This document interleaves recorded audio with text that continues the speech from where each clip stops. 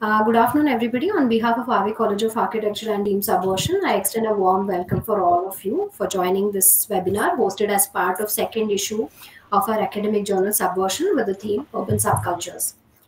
Our speakers for today's event are Dr. Anand Maringanti, who is also the guest editor of current issue of Subversion. Dr. Anant is a geographer with a PhD from University of Minnesota. His research and teaching interests center on questions of urbanization and globalization from South Asian vantage point. He's currently the director of Hyderabad Urban Lab, a multidisciplinary research center. He's widely published in national and international academic journals on social movements, politics of development, and urbanization. We also have with us Dr. S. Harikrishnan, who is a researcher at Dublin City University, where he's also completed his PhD from. His area of expertise are Lefebvre studies, spatiality, and modernity. He has previously held research positions at the Center of Indian Studies in Africa, King's India Institute London, Democratic Progress Institute London. He's also a co-editor of ALA, a Kerala Studies blog. His current research interests include spatiality in post-conflict societies, street as political spaces, and the salience of physical spaces in an increasingly virtual world. We heartily welcome both the speakers for this webinar. Also, we are hoping that this webinar may be a catalyst for innovative ideas and might help potential contributors to understand the nuances of the theme of this issue. Welcome, everyone. My name is Anand Maringanti. Some of you may know who I am, but many of you may not know. Therefore, I'm just going to quickly introduce myself. I have a very checkered background. I was an engineer, I was a journalist, I was a filmmaker for a bit, and then somehow I ended up doing a PhD in geography. And a lot of my work was, I thought I was going to basically study what was happening in forests, but I ended up studying what was happening in cities and thought that ye to jungle jaisa hi hai. This is quite like the forest. So in many ways, I see a lot of connections across different sites at which I worked as a journalist, as an activist, as a geographer, as a policy advocate. There are all kinds of connections that only I can see, which outsiders cannot see. For someone who looks at my CV, my general background, it feels like there are so many things all over the place, which is quite how it should be for anyone working in the current world. I think it's kind of nice to be all over the place sometimes. I have a simple goal for today's workshop. The goal is that I want people who are here and people who are going to be watching this later to feel inspired enough, to feel confident enough, to feel that they can give permission to themselves to think about places and people in a way where they can sit down and write something coherent of about 1,000 to 2,000 words length. Right? That's a simple, humble goal that I have. When I'm saying it is a simple, humble goal, it seems very simple, but it can actually look very difficult and very challenging for many people because one of the biggest challenges is that people don't permit themselves to write. People don't permit themselves to imagine things because there are just too many rules about how we should be doing things. There are too many expectations. There are too many hierarchies that we place upon ourselves. And then eventually it feels like, oh my God, there is a lot of theory here that I don't understand. Can I say anything meaningful? Right? Sometimes you feel that I have just too much material and I don't know how to theorize it. There are all kinds of ways in which we basically block ourselves from saying anything meaningful. It is not because we don't have the capacity, but because we are stopping ourselves. My goal is to try and see if we can unfetter some of those, unlock some of those things by the end of this 1 hour. Yeah. So I will keep intervening as we go along. But I want Hari Krishnan to step in at this point of time to to begin to talk about with some illustrations of from his own work, from other people's work, on how he thinks about people, places, and meanings around in the world. Because his work has been about public spaces, its work has been about public sphere, and so on. Yeah. So thanks, Harikrishna, for being here. Um, this time is partly happening because Hari is in Dublin and we have to work out a good time that works for him and for us. So that's why we are meeting at this strange hour at 3 o'clock. But in some ways, I'm also very jealous. Unless you're also actually facing this kind of heat, I don't believe you are. But No, thankfully. yeah. Thankfully not. But thank you, Anant, and thank you, Archana, for sort of inviting me as well. And it's lovely to meet virtually all of you. I would encourage. I don't know if the chat option open. Can we all see? Because that might actually be useful.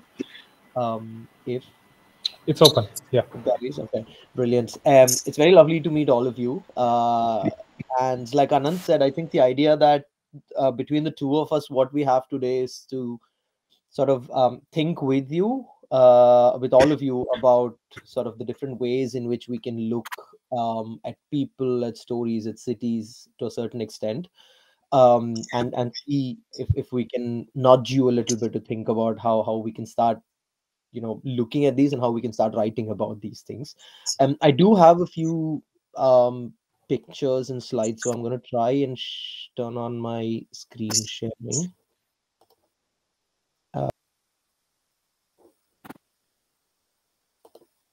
Yeah, I think that's perfect. No? Yes, we can. And is it moving now? I hope it is. Yeah, it is moving to the second page. Okay, brilliant. So thank you again for this. So when I have this on, I can't actually be on the call. So if there's something, which means I probably can't see the chat. So if something comes up, please feel free to intervene. And another again, whenever you need to jump in, please do, and keep interrupting me. But again, thank you all. Like Archana mentioned, I am currently a researcher based at Dublin City University, where I was teaching till December when I quit my job to sort of take a break and travel and move to India for 3 or 4 months before I move back for a bit for a conference that I'm helping organize here, which is why I'm currently in Dublin, and then I'll be back in India again come next week. So I'm sort of shuttling between India and Ireland this year, but that is very much an exception. I have been living in Dublin for the last 9 years for most of my time. But I'm also editor at ALA, which, like Archana mentioned, is a blog on Kerala that I helped set up 6 years ago. And I continue to be one of the co-editors on.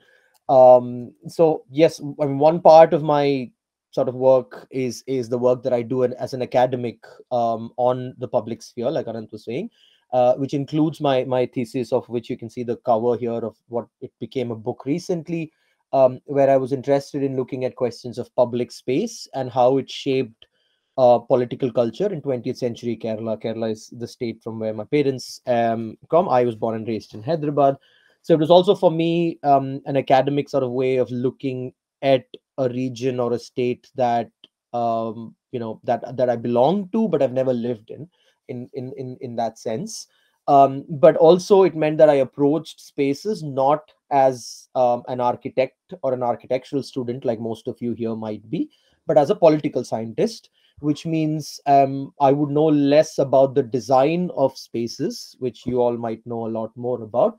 What I would know more, or what my interest in these spaces is about how people use these spaces. So once a space has been designed, what is the lived reality of these spaces, and how that is shaped by the politics of the society that these spaces are in, is the academic work of what I do. But one of the reasons I'm also here is because of my work as the editor of Allah, like I mentioned, which is the blog that I co-founded. and my work as a photographer. Incidentally, one of my works which was exhibited an exhibition here is called Subversions, and that's just pure coincidence of some form, but it's nice to be on a platform speaking about subversions and subcultures as well. But Allah is a blog which is in some sense similar to what Subversions does, which is why I feel like I can relate to a lot of because I was going through the first issue of the magazine as I was preparing for this, and it spoke to me because one of the things that we try to do at Allah as well is to try and make original, interesting academic work available in a wider, approachable, more relatable format. And in some sense, the things that you see on the left of the screen here of my photography and my work that I do at short form writing is in some sense a mirroring of the academic work that we do, because as academics we are trained to think in specific ways. Like Anant was saying just there, we are trained to think about writing under specific rules in specific boxes, and I find this very dry personally, and I think increasingly there is also a realization across the world, at least in university spaces here, that I'm very sure of, that we need to think beyond writing these 6,000 or 7,000 word articles that are very academic, very jargon filled, very theoretical in some sense, and doesn't always appeal to a wider audience. And in some way, writing 1,000 or 2,000 word article about something in an interesting way is much harder than it is to write a 6 or 7,000 word article, because in the 6 or 7 you have the way, like, you have the width to stretch arguments, you can give as much context as you want, whereas when you're writing a shorter format, it is much more tricky in some sense to make this possible. But on the other hand, it also gives us a lot of opportunity in the short format writing to be able to explore very short facets without spending hours and hours and hours and doing like crazy amounts of literature reading and reviewing and theory and everything that you might have to do. So in either sense, both of these have their own hits and misses, benefits and losses. And the idea, and I think this is why like both Anant and I have some experience of working across some of these different formats, and what we're hoping to do today is share some of our experiences with you. Having said that, what I'm hoping to do today with Anant's interjection as and when necessary is that we think a little bit about two main things, right? One is the question of what stories do we tell. If you have an idea that you want to write about something, where do you start looking, right? And what do you look for? These are often questions that when we start working on a short format article, these are the first sort of questions that we have to grapple with. And again, what I'll share today is some snippets of my own experience from whatever little I've written. And this is purely subjective, so if somebody else is speaking, maybe Anand can jump in as well if he thinks something can be added. Maybe you, from your own experience of writing in some formats, might have different experiences of this, but what I will be sharing is essentially the few things that have worked for me in my experience, and we can have more questions and interactions as and when. The second part of this, what we hope to today, is to delve a little bit into the question of how we tell them. And this is purely a sort of, a part of the presentation where we'll be talking about how you can build a narrative, what kind of things do we need to be careful about, how do we come up with the title, for example, what kind of things should we keep in mind, and what types of articles can we write. Because just as I was saying, academic writing and 1,000-word article are just two formats, but increasingly there are many other ways in which researchers, writers are coming in to share different forms of writing and disseminate the way they write. And having had a quick look at Subversions, it looks like, as a magazine, it's a treasure trove because it's open to so many different formats of writing that can come in. So I'm going to quickly sort of begin with the what stories do we tell perspective. And again, in my own experience, one way in which stories have come to me is when I've been looking for stories, right? And this can often include the idea that maybe you have a theme that is given to you, you have a cue that you have to work with, you have a specific theory or an idea that is at the back of your mind, and you're trying to find stories, right? In some sense, thinking about the call for papers that a magazine has, like let's say Subversions has, is this, right? So you have a theme called subcultures. It clearly defines what it means by subcultures, for example. And the idea that you as a writer have to do is try and think about, when you're going out on the streets, when you're walking on the streets, when you're taking public transport, we are then constantly in some level having this idea at the back of our mind, and we go out trying to look for these stories. I found this specific one that Aparna has written in the first issue of Subversions quite interesting, where it's called Guardians of Sacred Public. It's looking at the sacred sites in Bangalore city, right? And she says, it's a little quote from there. I'm not reading the whole thing, but she says that this work started in 2009 as a way to forge a connection or to understand the city's personality and pulse, and to seek a sense of belonging, right? So this is the author in a new city like Bangalore, and she's looking for stories. She's looking for ways to forge a connection with this new city or this new space that she's finding herself in, right? And obviously, she writes in the article that she first went out, and the first thing that hits you is, okay, you have this image of Bangalore. When somebody says Bangalore, the first images that come to our mind are software companies, very bad traffic. You have these stereotypes, you have these bullet points of things or images that come to our mind. And what she does here is she's going out and she's finding these sites that are less explored in some sense, and do not fit into these stereotypical images of what Bangalore city should look like in her expectation, right? So what she's done there is she's gone looking for specific ways to connect with a city, and in that endeavor, she's ended up finding these sites that she then goes on to record through photographs and through articles, and she then writes that up into an article, right? So this is one way in which we can sort of start thinking about some of these experiences and stories. But in my personal case, this is only one way in which articles have emerged.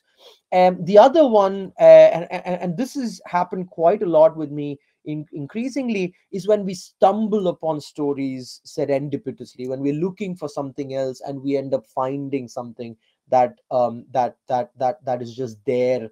And over a period of time, because of the stuff, the things that we read, the things that we experience around us, we end up having a strong opinion about something, even if we weren't looking for it. And that can trigger, given the right time, given the right space, it can trigger a certain way of writing. And I want to share one example of something that I did, that I was working on recently, where I was in India, like I was saying, and I was traveling back in January, after covering doing some ethnographic work around some of the election rallies or something. I think it was maybe end of January or beginning of Feb, when the election campaign was just sort of kicking off, and there were rallies happening. And I was in an auto in Hyderabad, sort of driving back from Old City towards my house, which is across the city.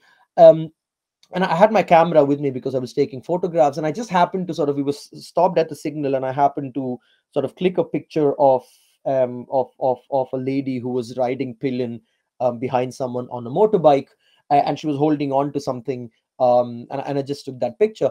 And for the rest of the sort of journey, as I was sitting there, I kept noticing specific patterns in how people were just holding on to the vehicle that they were sitting on. And it led then to just a collection of photographs like I've put here, that I've just shared on social media, that I'm hoping at some point to maybe expand into an article. But again, this is not an example of where I was going out looking for anything. It is something that I stumbled upon. But over time, it was just the one journey there that I was taking where I noticed a continuous pattern. And this is not extraordinary. It's not something that we haven't seen. We've probably seen, or we've thought about this at a specific instance. But I think the idea is that when you see something like that, right, do you just brush it aside, or do you think about patterns? Do you think about how you can find similarities in urban spaces, in people's lives, and how people live their lives in a way that can give you a continued narrative, right? Again, like I said, Pillion is something that I'm hoping to work on for a bit longer. But at the moment, it exists only as these 9 frames, or these 9 photographs of unnamed people whose faces you don't see in most cases. And I think the one in the middle there of that woman is the first picture that I had clicked. And I just clicked that because I thought the color contrast looked nice. Then I was looking back at it when I was sitting in the camera, and then the pattern sort of emerged, right? So this is the other way in which some of my writing has come up, at least in short format, are very serendipitous. When I happen to be in a place where something interesting was happening, and I then happened to capture it on my camera, because I often travel with my camera. And once I was back home, I had some more time to reflect upon it, and certain patterns emerged which helped me write about it. Right? There's another on my website, and I've published this in Allah as well. There's another series of photographs on Kudiyatam, an art form from Kerala, which was exactly similar. So I just happened to be in a space where a performance was happening. I ended up taking a series of photographs, and then I ended up writing about it, even though I wasn't essentially looking for something specific. Um, the last way in which I've ended up writing about this, and after this I'll pause for a bit in case Anand wants to come in, are what I call the lurkers. Right, so these are experiences that I've had, or thoughts that have come across my mind at certain points of time, that I have then brushed aside for a long time, until I see something else that sort of connects with this thought that I've had. And then over a period of time, you see multiple instances that you can then draw a pattern with and then form into an article. So I call them the lurkers, because the idea might have, or the experience might have been lurking in the back of my mind for a long time. It's just that when something else happens, it triggers a memory that helps me then connect with those thoughts and then form into another sort of article. Um, this, like, the example that I have, that comes quite active. I don't know if any of you are from Kerala, but if you watch Malayalam movies, you might know the movie Kumbalangi Nights, which came out a few years ago. A lot of the promotional work in that movie used this photograph that you see on the left, which is a wedding photograph of Shami with his wife, two characters that are central to the movie. But I noticed when the movie released and I was watching the film, I realized that incident of their marriage or their wedding never actually makes it into the film. So that is not a part of the movie. Although what we see is, like, the movie begins with their marriage having been completed. So we only see that wedding take different forms over the movie, and the photograph keeps making an appearance, but in the background, like you can see in the screenshot there on the wedding calendar in the back. And this is something that I just watched, and I brushed aside. I forgot about it for the longest time, till a few years later I was watching The Great Indian Kitchen, another movie, where I noticed that the wedding photograph of the couple who are central characters in the film make an appearance in the background on the wall as a framed image, as the story is making a narrative about the actual wedding of the couple itself. Right, this then led me to think a little bit more about, I'm noticing a pattern here. I'm thinking there are multiple movies that have used these couple photographs in Malayalam cinema, and that got me thinking about what context are they being used for. Right, both in Kumbalangi and in Great Indian Kitchen, the wedding is a happy photograph on the wall, but the narrative that is being set about the wedding itself is not so happy. Right, and that got me going back and revisiting a lot of traditional, like conventional cult Malayalam films from the 80s and 90s and 2000s, that also happened to use photographs. So it was an idea that was just lurking in the back of my mind, that I had brushed aside for a really long time, till I kept noticing these patterns. And then I sat down one day, and I decided this is something that I want to think and write about. What I do often with these lurker ideas now is that I have a folder, I have Word files, I have about 10 or 15 at the moment, where every time I think of something and I think it's an interesting idea that I could explore a pattern for, I just type it down as a 100-word note, and it lies down there probably for months at a stretch before I revisit it again, if and when something happens. If not, it just lies there as a thing. And a quick example before I break, then when Anand can come in. Think about, for example, the times that you have walked on a footpath in Bangalore or in Hyderabad or wherever you live, and think about the times you've stumbled upon, say, construction work or something that has impeded your access to the footpath. Think about the times that a vehicle has been driving on the footpath, and we just brush it aside and think about, oh yeah, that's another time.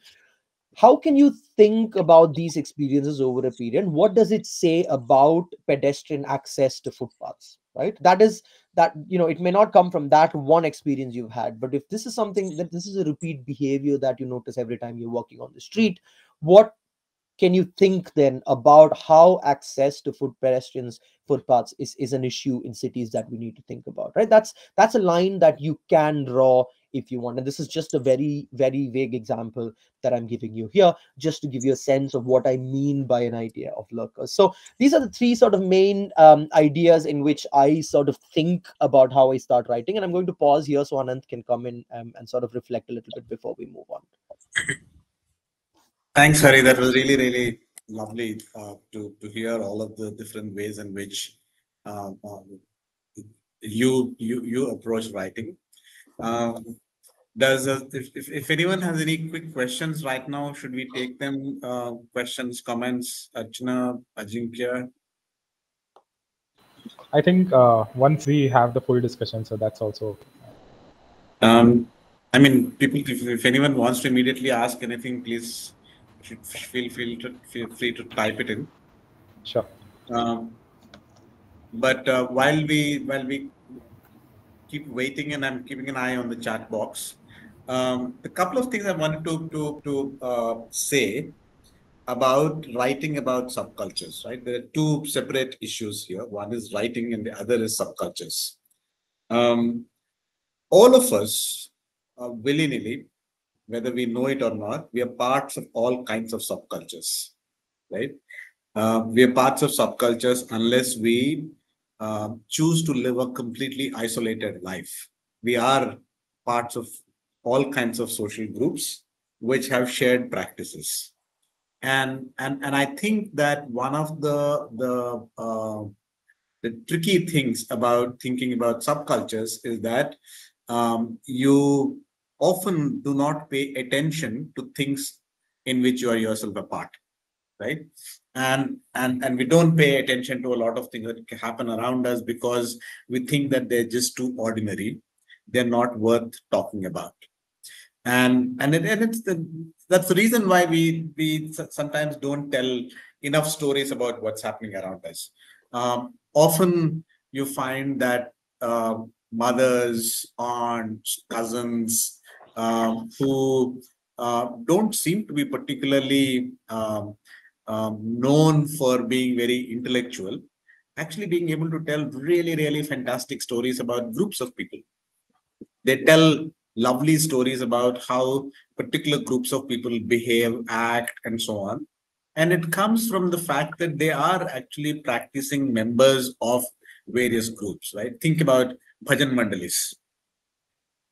You could be a member of a bhajan mandali.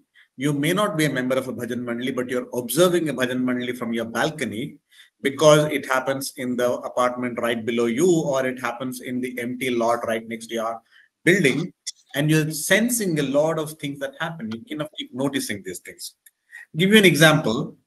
When I was working in Singapore, I used to run a reading group. I decided to run a reading group in Singapore because everybody told me that nobody reads in Singapore, nobody's interested in Singapore, right? In reading books, because everybody watches TV, which is mediocre, which is bad, but that's how people spend their time. So I decided to run a reading group in a small vegetarian restaurant, which is on the edge of a red light district.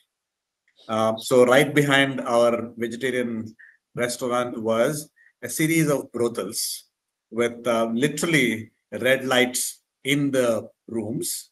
And the women there were from all kinds of places, from Sri Lanka, from Indonesia, from Thailand, all of them in that street. This is in a place which was a large area called Little India. And Little India in Singapore is one large neighborhood which can literally be divided into two parts. One part of it is every weekend by about 5 o'clock turns into a sea of men, male bodies coming into that area because they're all migrant workers working somewhere or the other in the city, and busloads of them come into Little India because they need an outing, right? They come there, they then find their own gravity. All the Tamils, Indians, etc., they kind of hang out in one part of the Little India, and then you suddenly move into another sea of male bodies which is all Bangladeshi Muslims. Mm. Right? It's literally like that. You can literally sense the change as you walk along. And in this place, a lot of Singaporeans would often come and ask me, why do Indians eat so much of biryani, which is so spicy, and then immediately follow it up with so many bananas? I have to answer why. It's literally like every weekend, the Singaporeans' biggest wonder was that all of their trash cans were filled with banana peels. People eat tons of very spicy biryani, drink lots of beer, and eat lots of bananas. So this was what they were noticing, right? Now, when I was running a reading group in the middle of all of this, I had a very peculiar mix of people. I had a bunch of Malay people, a bunch of Singaporean Chinese, some white people who were expats who were living in Singapore, all kinds of us. And we basically said, let's sit here and ask ourselves, what is it that we are most puzzled by? Right? People said we are most puzzled by ghosts in Singapore, which is a big surprise for me. Why would anybody even want to talk about ghosts in a city which is supposed to be so modern? And it turns out that ghosts were a completely ever-present, omnipresent things all over Singapore. Everybody is thinking about ghosts all the time. They don't go away. They're there, right? And they're real. They're very, very real for many people. For example, I've heard stories about some guy telling somebody to chop off a tree, and the worker saying that, look, I can't because there is a ghost or a spirit living in this tree, and I can't chop this tree. And when the guy was forced to chop the tree, he chopped off his own leg and said, see, spirit in the tree has done this. Right? Now, what exactly is this? Is it some kind of a refusal to give in to authority by people? Is it an attempt to live in some kind of a parallel reality to the modern rational city? Right? But while all of this kind of stuff was getting sorted out, I had another very interesting individual who came in and said, look, boy, I'm not able to finish my master's thesis. I need help. And I said, what do you mean? Why are you getting stuck? They said, my master's thesis is on Dungeons and Dragons. Now, I don't know how many of you actually know what Dungeons and Dragons is. It's a game. It's a game that is built out of some kind of a war environment. It's a game in which you have a master who controls the narrative. People take specific roles, they build their own scripts, and they perform these roles, right? And the game can go on at a stretch. And I was quite shocked. I said, who in Singapore has this kind of time? Because it looks like the city is all the time very busy. Everybody is overworked. Everybody is running around doing things.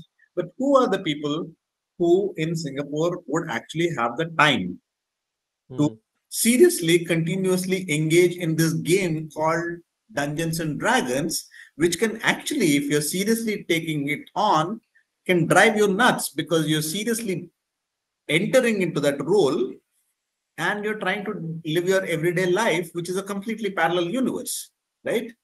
And it turns out that it was unemployed men of Malay background and very rich Chinese men who had no work to do, who had no reason to work. So basically, you had a group of people who had money and no reason to work, and a group of people who needed money but had no way of making that money because they couldn't get work, and they were hanging around trying to figure out what to do with themselves. As it turns out, Dungeons and Dragons was an important way for them to improve their general knowledge and English.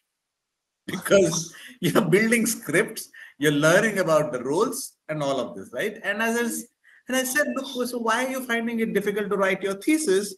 He said, because I'm playing the game all the time. I don't know who's supposed to be writing it. Am I supposed to be a role? Is it part of my role or not? I can't figure out. So I said, So we had to sit down and actually do a whole lot of therapeutic work to figure out how to step out of it. I'm telling you this partly to say that this is how subcultures work, right? They can be very dramatic, they can be very big, they can be very intense, and you become so completely internal to the game. And sometimes it is not. Sometimes it could be very, very ordinary.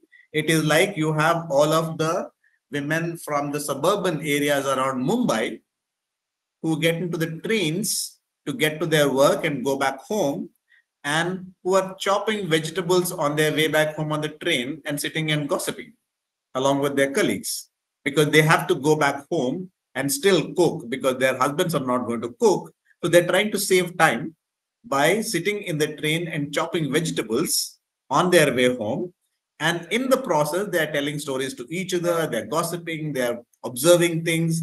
A whole lot of things begin to happen in that space. So that moving bogie, the railway coach, is actually holding a subculture. Right? Now, this subculture could be happening in the form of people playing fantasy football because there's no playgrounds around them, which is something that I'm seeing a lot around in Hyderabad. I have so many kids here who are 15, 16 years old. They have no playgrounds to go to. They can't afford to pay for the playgrounds and so on. But they all have cheap data and mobile phones, and they're sitting and playing fantasy football. They're playing games on mobile phones with each other. They're just sitting opposite each other and playing games with each other on mobile phones, right? They are making TikTok videos. They're making Instagram reels just to entertain themselves. I mean, they make films. They mimic a lot of stunts in cinema. They learn how to make and edit films. Their aspirations are, how do we get hold of an iPhone at some point of time so I can do a lot more tricks? This is what they're thinking about all the time, right? This is subculture. Sometimes it could be harmful, sometimes it may not be harmful at all. You have a whole lot of young people in Delhi, young women, who would leave their homes dressed in a particular way and then reach the metro station and use the metro station's restroom to change into a completely different appearance, because in the city, they actually have a very different life, a life that their homes cannot afford to live. You have a lot of Muslim girls wearing a burqa to be able to navigate their neighborhoods, to be able to get out of that neighborhood. But once they get to a tennis playground, they're playing fantastic table tennis, they're playing badminton, and they're playing this much better than anybody else, right? These are all stories of subcultures. These are all stories of groups of people. Some of them are very dramatic, some of them are not. And the thing is to give yourself the permission to say that, what is that one story that I want to tell about people around me now? Right? It could be about the auto rickshaw drivers sitting and gossiping. It could be about people sitting on these skywalks and gambling during lunchtime. It could be about people playing games on mobile phones while they're sitting in front of each other. All of this stuff. That's one part of the story, right? Figure out what is the story that you want to tell. And one of the things that I would really love to see in this particular issue in this kind of writing is that because this is coming from a school of architecture, I want people to think about how culture is held by place, right? It is not something that happens outside of places. It happens inside places. It shapes places, and it is shaped by places, right? I have, for example, a lot of my young friends in a particular neighborhood who were just hanging around on the street till 12 o'clock in the night, not doing anything. And then somebody said, let's get all these kids onto bikes and become Swiggy riders. Now they are constantly playing games with Swiggy because Swiggy, Zomato, all these things, they're algorithmic, right? So your earnings depend on competing with the program itself. It sets you targets, then you beat those targets, and then that's how you make money. And they're setting up all of this. They're exchanging notes on how to do this. They're figuring out how to game the system. There's a subculture of ridership in the city, which has emerged over time. These are the kinds of things that I want you to think about, because it has to do with technology, it has to do with places, it has to do with neighborhoods. A whole lot of young people tell me that I want to do Swiggy not only because it gives me money, but it gives me an opportunity to open the door and look inside a house in which I have not lived till now. Right? It's a very important thing for them that I'm able to see something new. Right? So think about this. The second part of it is that writing a 1,000-word essay or a 1,500-word essay or a 2,000-word essay is simply a matter of recognizing that the sharp one point insight that you have, the punchline that you have got, right? Which is something that very often a lot of people get. I can tell you a sharp, funny story at one go, and that's it. It ends there, right? What I want people to do is to take that one thing. It has a lot of promise, but then work around it. Try to figure out how to explain what that means, right? So, for example, yeah, Hari. No, go on. Finish your point. Sorry, I was just raising. So I'm saying that, for example, if you find that these girls, for example, are coming to the metro station and changing into a different appearance, who are these girls? Where are they coming from? Why are they coming and doing this in the metro station and not anywhere else? How did the metro station actually liberate people when you think that the metro station may have actually excluded a lot of people? Right? There are surprising things going on here. So look for how to explain that surprise. Right? Giving me the surprise by itself is not enough. Tell me why it is surprising. Tell me how that surprising thing actually came together, so that in the end, what you're telling me in the story is that, look, I will tell you something very surprising, and I will tell you how it came to be a surprise. Right? So I'm going to demystify it. It is that demystification. It's like a magician plays a trick, right? A sleight of hand, and you can't help bursting out laughing. And then the magician says, I'll show you how this actually happened. Right? That's what that 1,000-word essay is often about. Right? It's an essay that demystifies it, opens up. It suddenly explains to you how things work. Yeah? That's what I would look for. Just think about how to tell me something funny, surprising, and tell me why and how it came to be what it is. Why does it look like that and not like anything else? Why does it happen in this particular place and not anywhere else? Right? That's the challenge. Hari. Thanks, Anand. I have a few pointers that, like, when I go back to slides, that like talks also to some of Anand's, sort of what Anand was saying about how to then think about putting these into 1,000 words. But I just wanted to come in because he was making a very interesting point about how looking at subcultures also often increasingly today involves looking at the connections between digital and physical space. And as people who live in 2024, I think that's something that we all need to be quite conscious of. And it reminded me of a couple of examples that I've come across, which I also thought I can share if it's useful for people. One was, like Anant was saying, this idea of the, like, say, TikTok or YouTube videos, and how, within film studies, for example, there's a whole discussion on how it has democratized the art of filmmaking, right? Anyone with a camera today. I was at a filmmaking workshop 3 months ago, and we were asked to make a small scene only using our cameras, and I was amazed at some of the people who are working in this industry, who were able to shoot, edit, color grade, do everything on a little phone, right? So there is that conversation about.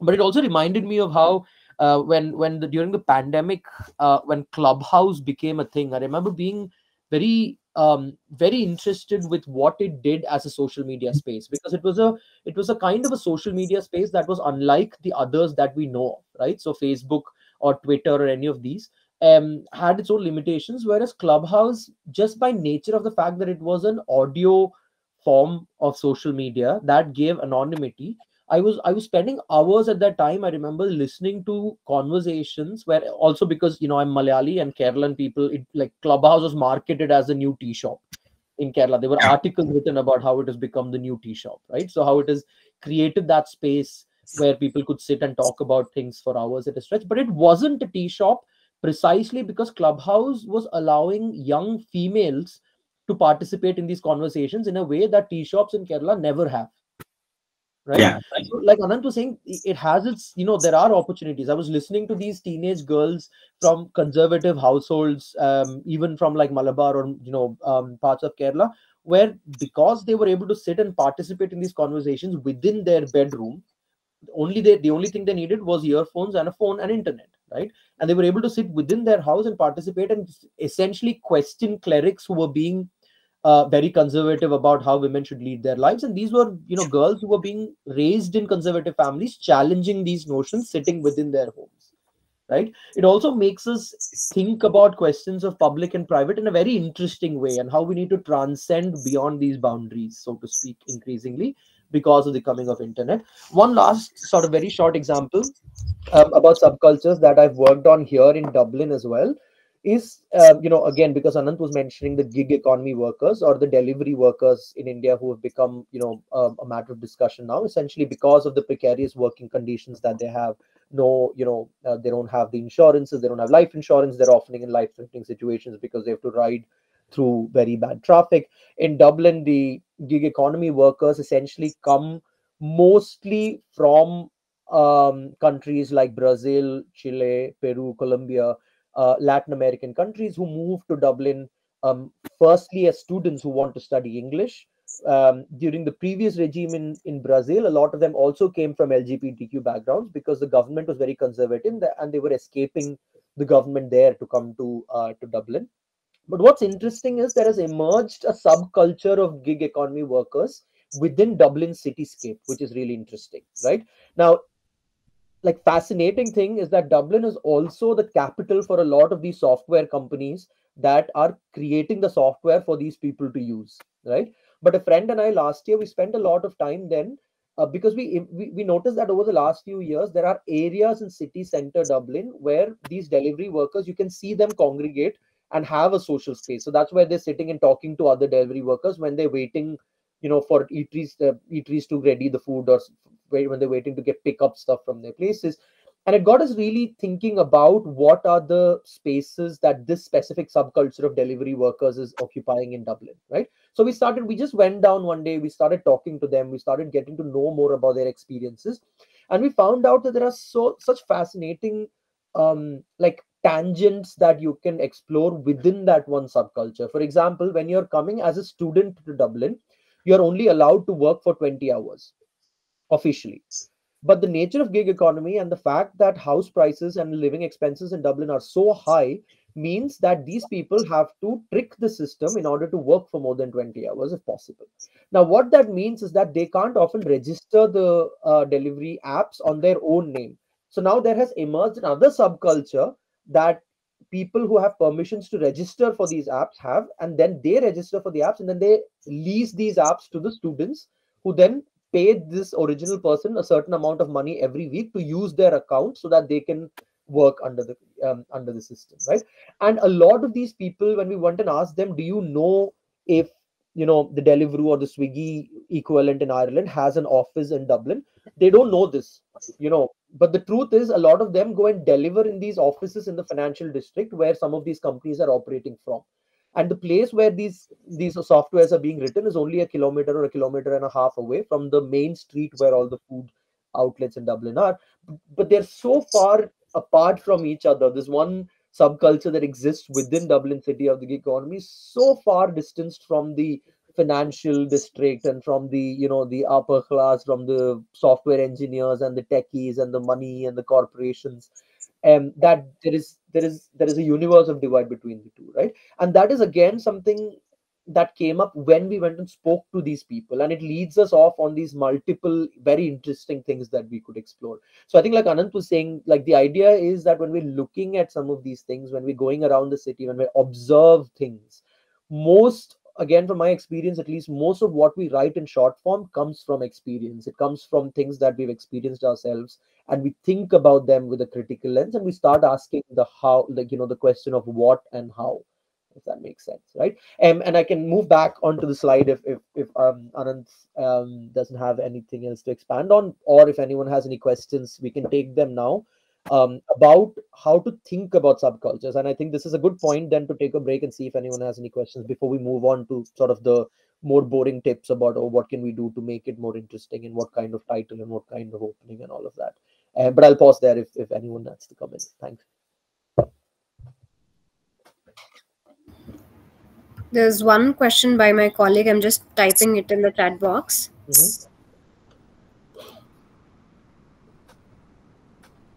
So this is what is written.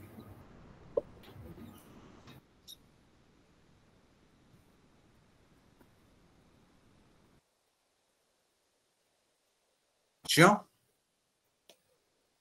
It can. The question basically is, there is now a thriving Dakhni Urdu rap subculture, and can we write about it here? Yeah, I think you should absolutely go ahead and write. But like I said, think about its moorings in place. Why does the Dakhni rap in Bangalore sound different from Dakhni rap in Hyderabad? Or does it sound different or not at all? Right? Why does Dakhni rap show up in Bangalore or in Hyderabad and not in Nanded or in Bidar or Gulbarga? Right? What is it about these big cities, these two big cities, that this becomes possible? So I'm saying that think about what kinds of interesting questions you can ask, what kinds of things are likely to be surprising for us, and then you spin out the essay.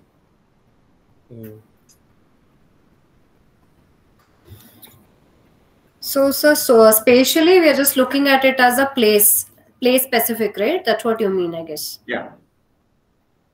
Okay. I'm saying that it's really important to connect it to its moorings in place, its location in place. Locational place, yes.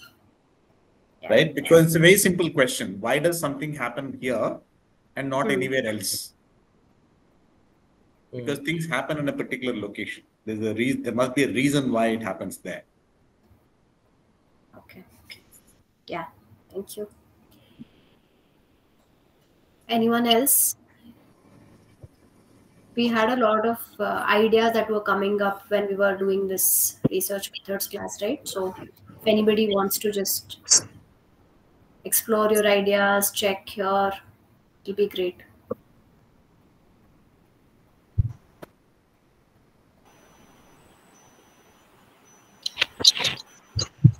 Gayatri, Charishma, you're looking at some gendered spaces and things like that, right? Why don't you discuss? You can unmute yourself. You can come here if you want.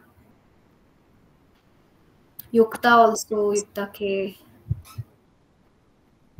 Shruti also is looking at something. Yeah, we have Gayatri.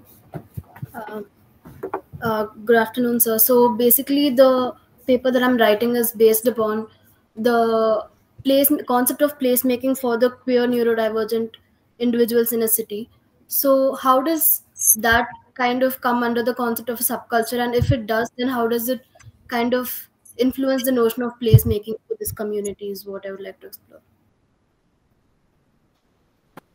Do you want to go for it, Hari?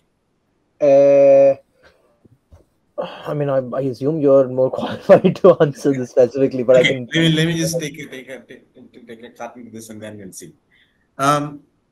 See, one of the things that you have to be careful about is that as architects, as people who are training to become architects, you are constantly thinking of what can I do in a given place, right?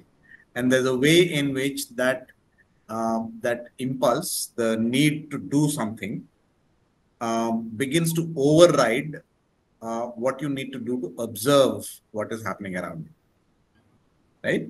So, from what you have just said, take out placemaking completely, right? Because placemaking is an activity that an architect is trying to engage in to bring together a place, a culture in a particular formation, right? That's what you do.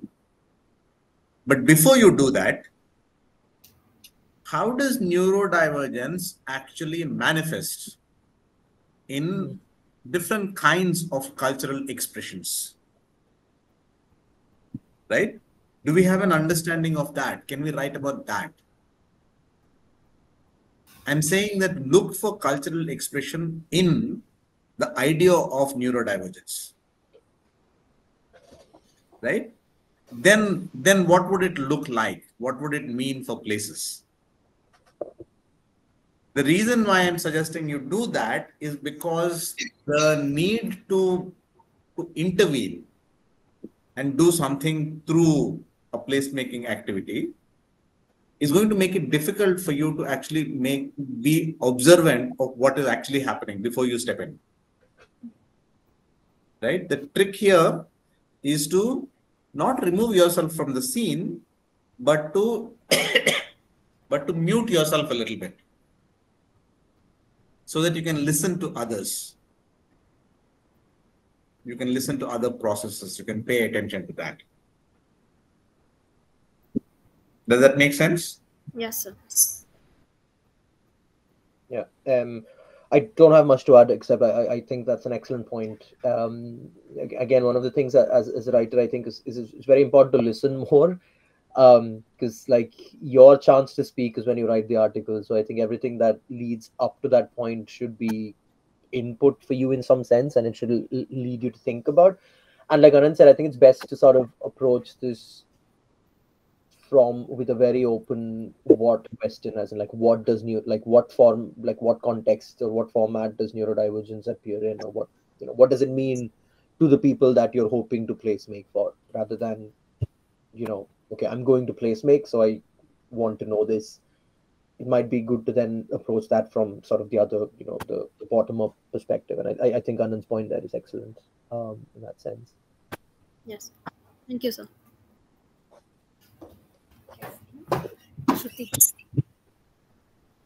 How are we for time, Archana? Sorry, I'm just quickly. We can probably take another one or two if you have time. Yeah, no, I have time. I just had a few more pointers that might be useful for the writing, so I just need another 10 minutes or so in the end, so I can go back. Sure. Yeah, sure. Hi, sir. This is Shruti. So in my thesis, I'm sort of studying Imphal, like in Manipur, and I'm studying, first of all, Imphal is a disputed area in the country on top of everything that's going on over there with the border issues and things like that. So based on whatever I've studied over there is that the kind of public spaces they have currently is not safe, is considered not safe by the people in their own city.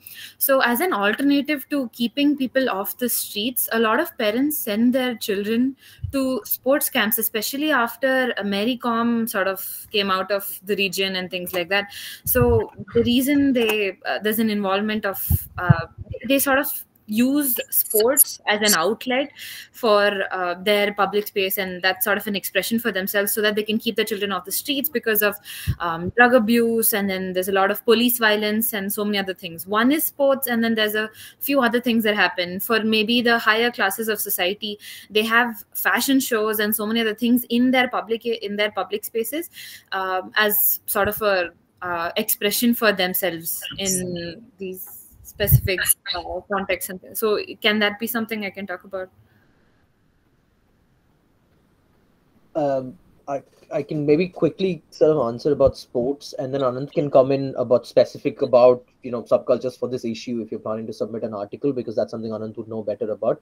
But I think the idea of sort of looking at sport as a quote unquote neutral space that gets you into a safer area is interesting. I mean, there's loads of works around it. I'm thinking of the example from Northern Ireland, for example, back closer to us. There's a lot of work around how, because sports themselves are considered very political in those regions. So then there's a whole argument about what kind of sports are neutral and okay. But the idea is this, like, I've written recently about East Belfast GAA club, which is a specific club that comes up in a Protestant majority area of Ireland, where sports are being used by people to sort of come, overcome the divide, so to speak, because it's a shared, considered apolitical activity that can bring together people from different areas. As an idea, the idea of looking at sports is for me really interesting. About for this specific issue, Anand would know better. I mean, I'm might have ideas. My broad response to this question, as well to all of the questions that have been asked until now, and I'm sure now that there will be many more questions which are formulated in the same way. Can I write about this, or can I write about that? Can I write about this? Is it okay to write about this? Is it permissible to write about this? Am I allowed to write about this? The whole point of this 1 hour is to tell you that, of course, it is allowed to write. Of course, you're permitted to write. Of course, you can write about whatever you want to write, right? That's not the question. That's not the question at all for me. The question that I would be asking if I were in your place is, how should I write about it? Yeah, fair. Yeah, okay. Then Right? I'll put it that. Yeah. That's the question. Yeah. What does it mean to think about subcultures and write about subcultures? Right? So in a place where public spaces are considered unsafe, there is a broader culture of Your audio is breaking a bit, Anand. Yeah. Why? there is a broader culture. So we can't hear you. Yeah, you're not very audible. Let me see. There's a problem with my Better internet now, connection. better now. Yeah. Okay. Yeah. There is a broader culture of fear and mistrust of public spaces, of agencies all around me who are keeping an eye on these public spaces for whatever reasons, good and bad. That's the culture. In that culture, parents are trying to figure out how to make sure that their children are able to still get something out of some kind of a social life, right? And that is taking the form of particular types of sports, and it takes the form of sports camps, right? Yeah. That's what you're seeing. Yes. Now ask yourself this: does this kind of new formation of sports in a confined time and space, very intensively with some kind of a competitive goal in mind, what kind of sport does it produce? What kind of sports persons does it produce? Okay. Yeah. Right? That's your question. Right? Because there's a particular type of sport that will begin to happen now. Yeah. Yeah. Which has to do with this larger cultural space, and which has to do with this very specific context of people having to do it in a particular time frame, in a particular space. Yeah. Yeah. Right? Tell me what those details are. What kinds of sports persons does this produce? Okay. Yeah. Right? Yes. Yeah. This is not simple play. If it is an open place where nobody is scared and you're not competing very excessively, then you're going to go and do that for fun. Yeah. This is probably not so much fun. It's serious work towards a goal. Yeah. Right? This is what is actually an interesting story. Okay. Yeah. Also, Right. do you have access to travel here? Yes. I am trying to. Yes. Okay. Fair enough. Okay, we should now close. I think it's 4:47:48. Thank you. Yeah. Yeah. Should I quickly Yeah, I move on? think Harry wanted to add Yes. something. Yeah, Yeah. I just have a few more slides about like with pointers if you have the time, Anant. We have what for 10 minutes or so? Yeah, sure, no problem. Yeah. Cool. 1 second. I'm gonna share screen again. You want to talk?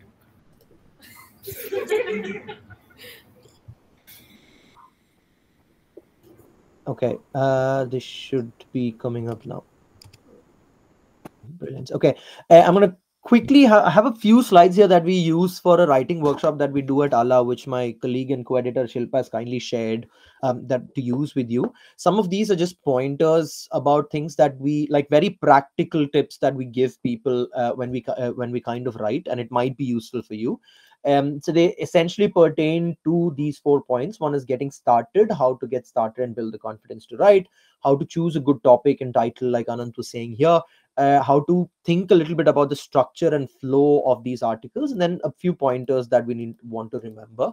I think the point here, one of the things that we often tell people is the idea of looking outward. And this is a question, something that Anant was also mentioning is, we want to think not to put us outside of the context, but to think more about, one, the people that we're thinking of writing about, if in that case, or two, the reader, right? So what is the article going to do to the reader is a more important question that you want to be asking, rather than am I good enough or how would I look at this question. It's important to think about how you look at this question, of course, but like Anant was saying in the in response to that question earlier, it's good for a while to think a little bit more about what you're writing, the subject that you're writing about, and who you're writing for. This is it's an interesting question to think about. The second thing is get excited about your research. What we often ask people to do is create a dump document where anything that you start seeing as being interesting, like quotes, statistic, facts, just throw them in there, not in any particular order, but as a repository for a draft that you can then start writing at another point. And make sure when you start using these that you have a list of your references, because you can't do this towards the end. You will lose track of where you've traveled, especially if you've worked over these articles over a longer period of time. We often ask our writers to think about what we call a shitty draft. So it is not going to be a draft that reads proper. It is a shitty draft because it is essentially just a kitchen sink of your ideas. Just start, either put bullet points or free write. There are two ways in which people often approach this. Some people prefer doing bullet points and writing down the important points that you think are important. The others, like myself, I free write. I just open a document, read as much as I can, and then I just sit and start writing for as long as I can, not thinking about the narrative, because at this point you're not structuring it yet. You're trying to put all of your ideas onto paper, right? And the important question is, don't try and edit at this stage, because it's often only at a later stage, once you have a draft that you're happy with, is when you can think about editing it. We wouldn't recommend starting to edit as you write. Choosing the right topic, again, think about the readership, focus on the broader picture, and often concept maps are quite useful. So if you just sit down with a pen and paper and try and make just even word clouds where you're trying to connect the different concepts that you're dealing with, right? If you're thinking of, for example, looking at sports in Manipur, what are the different factors that are at play when you think about this article? How does the political context come into picture? What are the communities you're looking at? What kind of sports are being used by these communities? What is the Venn diagram that brings together all of these different aspects that you can then look at? It becomes easier in some sense. And again, like Anant was saying, it's important when you think about an article to think of one or two main arguments or takeaways that you have in that from that article. They may seem quite obvious. They don't have to be sort of extraordinary or out of this world, but they need to be points that you put across very clearly in the article that you're writing. The relevance is of course important. Thinking about connections to popular or current issues, like the examples that we just had are quite, they're topics that will invoke interest from readers in the contemporary time, and they're both quite good to deal with. At the same time, it's also important to not make tenuous connections where they don't exist. Don't try and connect or create a causation where one doesn't exist, right? If you were in a research methods class that I was teaching, I would do a day differentiating causation and correlation, in the sense that just because two things happen at a similar time doesn't mean that they happen because of each other, right? And it's important to think of that. So don't try and make Don't be forced to make connections that you don't need to, because everyone's aware, including the reader, that it's a 1,000-word article, and it doesn't have to make it doesn't have to be pictured or put as anything more than that. Repetition is another point that we often ask people to think about. Is this a well-known public topic? Is it something that, this is often a question that we all have. I've had this as well. We all have this as writers. When we start sitting down to write about something, the first thing that comes to our mind is, oh, but there's already 1,000 articles about it, because you've read 20 articles about it, which is why you think that everyone is writing about it, which is fair enough. But just because a topic is written about a lot doesn't mean you can't contribute something to it. You could either give it a new perspective. For this specific issue that we're talking about, subcultures is a very new perspective that you can give to multiple topics. Even like example, the conflict in Manipur that we just spoke of. Yes, of course, many people are writing about the conflict. But when you talk about looking at this conflict from the perspective of a subculture of space, that is very niche, right? So you're either doing that, or in other cases, you may be writing about a topic to a new audience, because as readers, what happens is we are also often in bubbles, right? Where we're reading similar articles because we read similar kinds of sources. What often can happen is you might have another new audience sitting elsewhere who do not know anything about this topic, and you can write a piece that is informing that specific audience. A good title is again important to look at. Again, this is an example that I took from your first issue of Subversion, Moving On in Bangalore. It's very clear from the title. It doesn't use very technical words. You get a very clear idea of what that article might be speaking about. So you get some information about the content in the article, but it doesn't give out too many technical details. Make it memorable. Use articles that that have titles that have a wordplay or a popular reference that you can use. Again, Mira's article from issue 1 here, Utaita. If you live in Bangalore, you know what it means. I don't even speak Kannada, but I know what it means, right? From my few visits to Bangalore. It's very memorable. It's a word play. It's a word that you've heard a lot. And the moment somebody reads it, they get an idea of what it's about. They get an idea, because it's a popular reference. Even if they're not from Bangalore, they might be able to relate to what that article is going to speak about. Think a little bit about the titles that you use. The structures that you use. Again, we often ask people to think about an opening paragraph. Make it something that is attention grabbing, something like a quote, but it doesn't often have to be a quote. A child's play, for example, Mayura's article from your issue 1 starts with a quote. Another one, Extraordinary Cultural Heritages by Krupa. On the left, you see she starts with just Google search strings. It just says, okay, you Google search string, what is the culture of Bangalore? The top answers are this, this, and this. Then you search for what is the culture of Mysore, and you get this, this, and this. Automatically, as a reader, you're curious. Okay, you're curious because it gives you two things. It tells you that the article is comparing the two cities.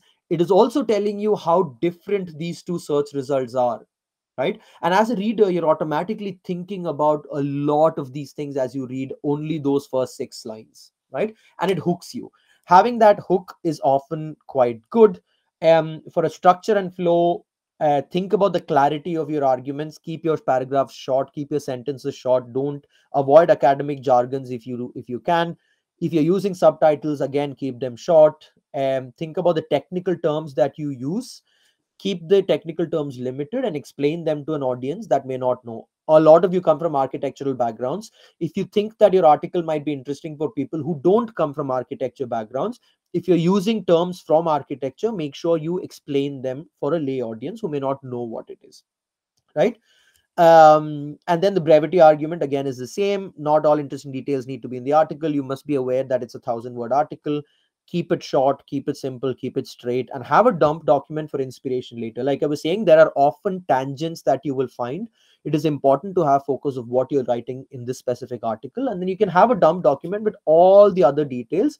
And I, from experience, have had a dump document from other articles and then gone on to write further articles from those dump documents. So that will happen. You can't fit everything into this one article. Make sure you have enough space. Just to have a quick recap before we finish, what are the few things you want to think about? One is, who are my readers and what will catch their attention? Think about this question.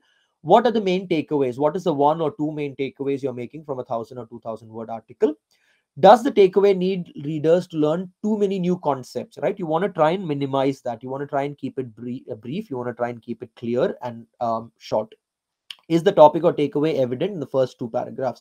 You want to give a reader in a 1,000-word article, in your short first introductory paragraph, you want to give them a hint, you want to give them a hook that will keep them reading, right? Do you have that hook in your opening paragraph? Is often useful to think of.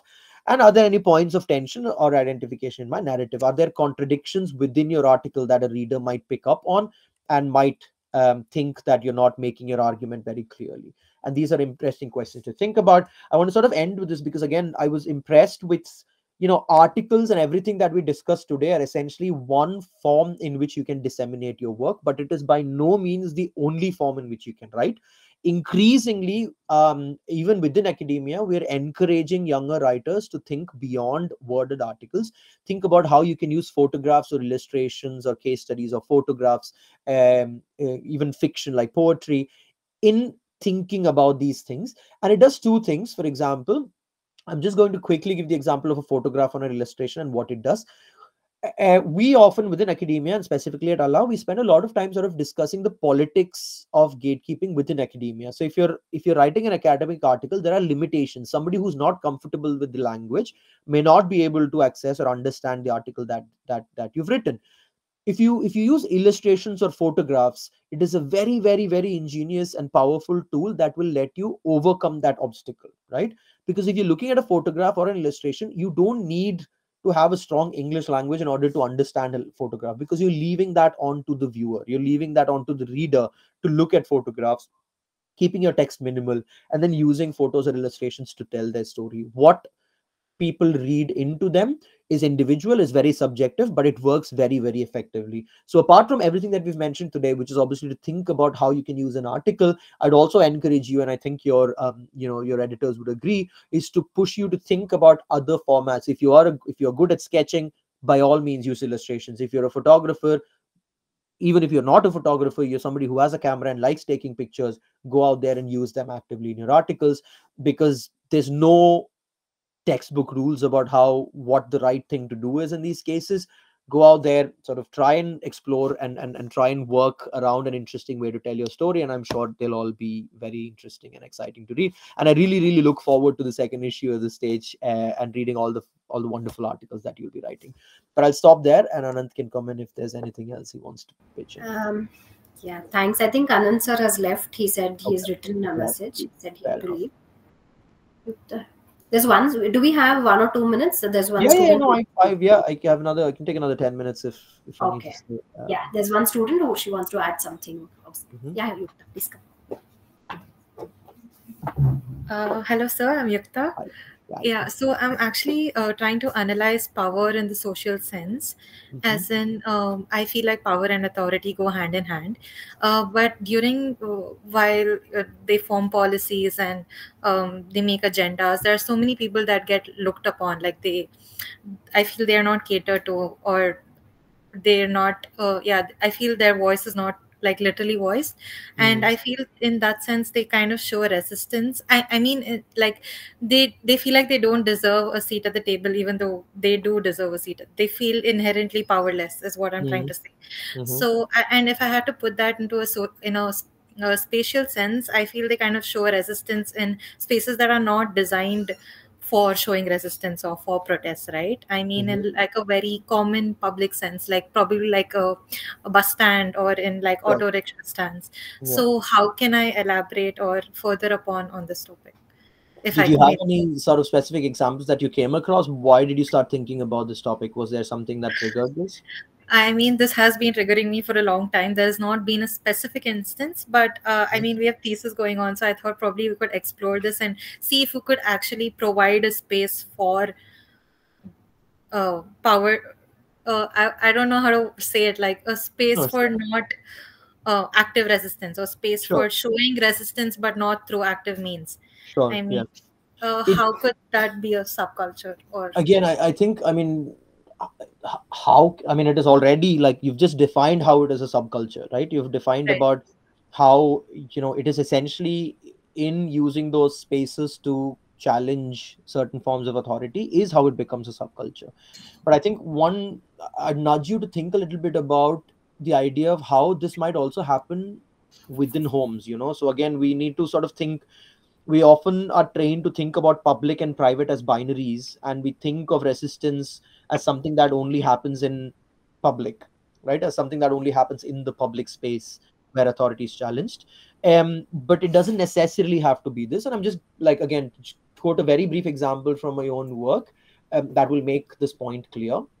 If you read, like I was doing about women in Kerala in the early 20th century, for instance, their idea of resistance could not be public, right? Because by nature, the society was so patriarchal and so caste ridden that women were considered people who stayed indoors, and the Brahmin women were called Antarjanams, which literally means, people who lived indoors, right? So but I was reading these memoirs of the time about how within these private spaces is where they were forming forms of, like, their own resistance was being built, right? So for example, there was one autobiography where I was reading where she was talking about how the only public space that these women went to would have been the local temple. So they would have gone to the temple every day with other friends and come back. When they were coming back one day, somebody handed them a pamphlet that the revolutionary Brahmin society of the time, the Yogakshema Sabha, was arguing how we need to move beyond, and like how women need to come out into public and everything. But these women, their biggest fear was, how do we carry this pamphlet publicly in the house, right? So what does it tell us about notions of public and private if women here are talking about carrying something publicly within the house, right? They end up reading the pamphlet when they go for a bath with other friends of theirs, because it is the most safest space that they have. Again, is it a form of passive resistance? Yes, it is. Where is it happening? Is it happening on a bus stop? Is it happening on a street? No, it's not. It's happening in a bathing ghat in the local pond of the household, which is arguably the most private of spaces that exists, right? And this is where they were reading these pamphlets, the same stuff that the men from those families were doing in the local library or in the reading room or in the bus stop or on the streets or on a march or wherever.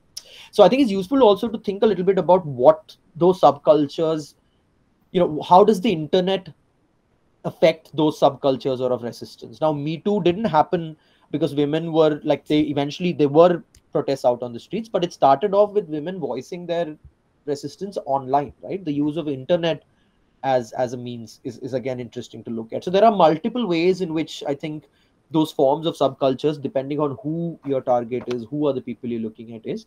If you're doing it in the public, I'm sure it is still a fascinating study. If you talk to people who you think might be at the receiving end of those forms of authority, it might give you a lot of insight, I think, into what you can write. But yeah, I mean, absolutely, I think, yeah, like there's a very clear question there. Yeah, thank you, sir. Thanks a lot. I think there's one question in the chat. What's up? We call structures or build spaces that have over time emerged as urban artifacts in a city due to various reasons. So kind of lost their assigned function in terms of owner. Can this process be called subculture? I don't know, Archana, do you want to weigh in on that?